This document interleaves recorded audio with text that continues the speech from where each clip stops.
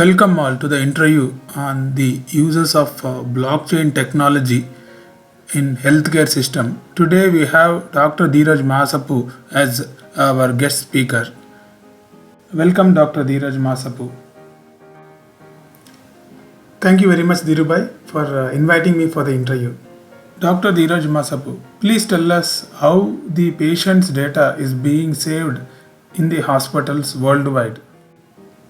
So what happens is the patient data, like the patient investigations and imaging data, as well as the intraoperative data and the data which is collected in the ward and discharge data, will be saved in the form of electronic medical recording system worldwide.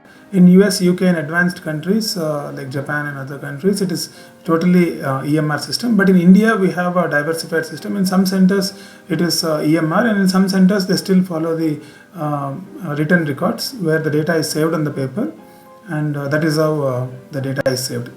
Yes, now I understood what electronic medical recording system is. But I want to tell you one thing, Dr. Dheeraj, that there is a problem with this recording system. Like, for example, if the patient is treated in hospital A and after a few months he gets a problem and he goes to hospital B as an emergency, and there, if the doctors want to retrieve the data of the patient about his medications and other problems and comorbidities, it is practically impossible for the hospital B to get the data from hospital A. So how do you think we can solve this kind of a problem? And one more question is, if the patient goes to hospital A after a few months, and what if the data is corrupted, or there is a central failure in the electronic medical recording system, or if the written files are not present? So what is the security present for data in the hospitals in a longer term? Please answer these two questions, Dr. Dheeraj. So the two aspects in your question, number one is how to get a free access to your data in hospitals by the patients, and the second one is if there is a central system failure in a hospital where the data is gone. So in those kind of situations, how to deal? This is what you're asking. So both the things can actually be dealt by a technology called as blockchain technology, and which runs on a cryptographic mechanism. Thank you, doctor, for introducing us to blockchain technology. And actually, I too invested in Bitcoin.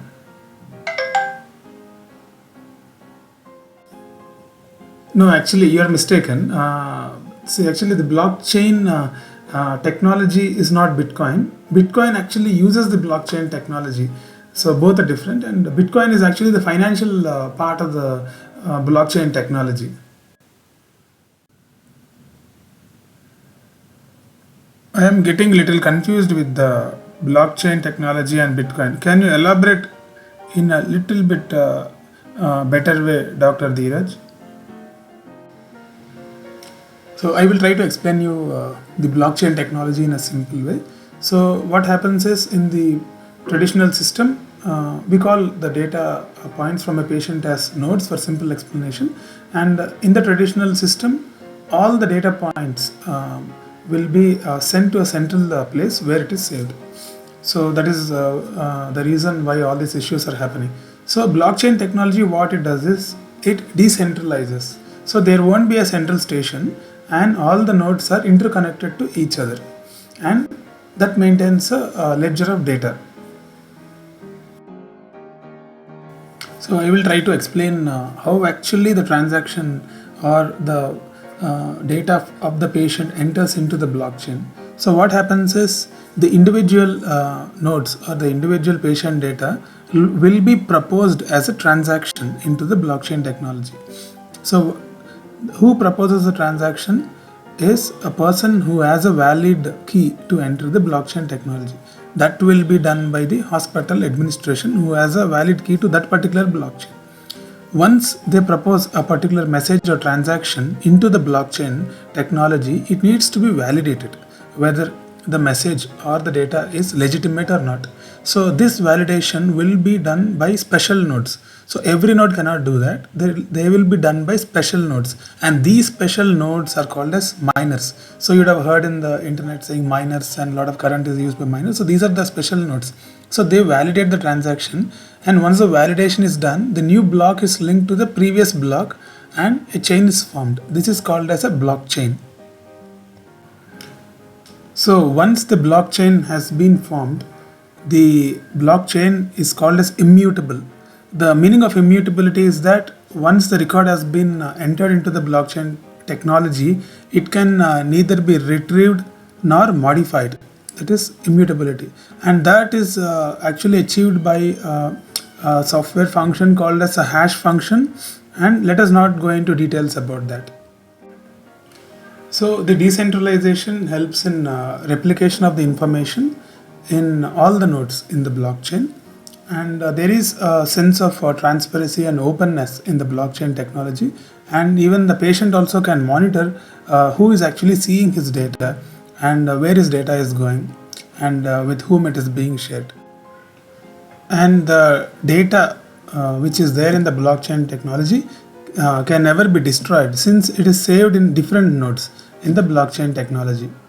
So by nature, the blockchain can protect the health records of the patients in the hospital, and also it creates transparency and openness, and the patients can access them. For example, if they are moving from hospital A to hospital B, if they want to show their data, they can just send the link of their blockchain to the hospital B, and all the details in investigation, allergies and medications that the patient is on, the previous surgery details, and all the details can be seen by hospital B with this technology.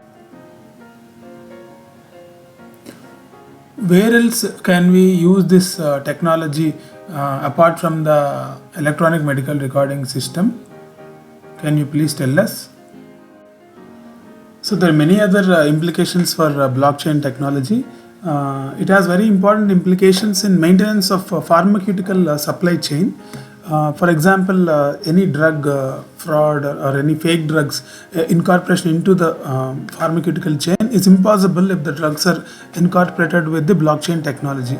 So, for example, if a drug like remdesivir or any drug which is in demand now, so some of the people can actually try to do some kind of a drug fraud in these kind of situations. So if the total pharmaceutical chain is controlled by blockchain technology, not even one drug can actually be frauded. So that is a very important implication of blockchain technology in future. I have read somewhere that this technology can also be used in the purpose of conducting the research in medical field. Can you just explain about this aspect? Yeah, that is true. There are a lot of implications of a blockchain technology in research in future. For example, consent. So patients give consent for clinical trials and very different drug trials. If the consent is linked to blockchain, it becomes dynamic. For example, a patient gives consent initially for the drug trial, and in between, if he wants to retrieve, at any point of time, he can actually retrieve the consent. So it can be controlled through a blockchain, and it will be more transparent and authentic. And also, there cannot be any kind of fudging of data. That means, for example, a major drug trial is going on, and for getting grants or for getting some kind of funding, for in normal data collection, there is always a possibility of fudging the data because it is controlled by individual person or individual organization. But if the data is linked with the blockchain, it is immutable. That means it can neither be destroyed or neither be changed. So any research project, if it is linked to blockchain technology, the data which you get from the research project will be authentic and very legitimate. So I feel all the future research projects should be linked to blockchain technology. Where else you feel that this technology of blockchain has implications in upcoming future? Blockchain has several applications according to me in the future. So what I feel is blockchain can actually help in remote patient monitoring system.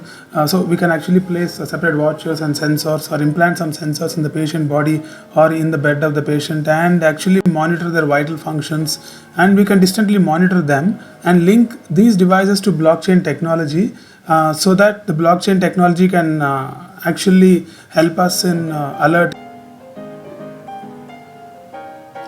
I am very sorry for stopping the video here. In the next video, Dr. Dheeraj will answer more about the uses of blockchain technology in the healthcare insurance system and also the healthcare data analytics system and prediction of certain diseases, and also genomic industry and blockchain technology and even dental industry. So all this will be coming in the upcoming video. Please subscribe to the channel and click on the bell button.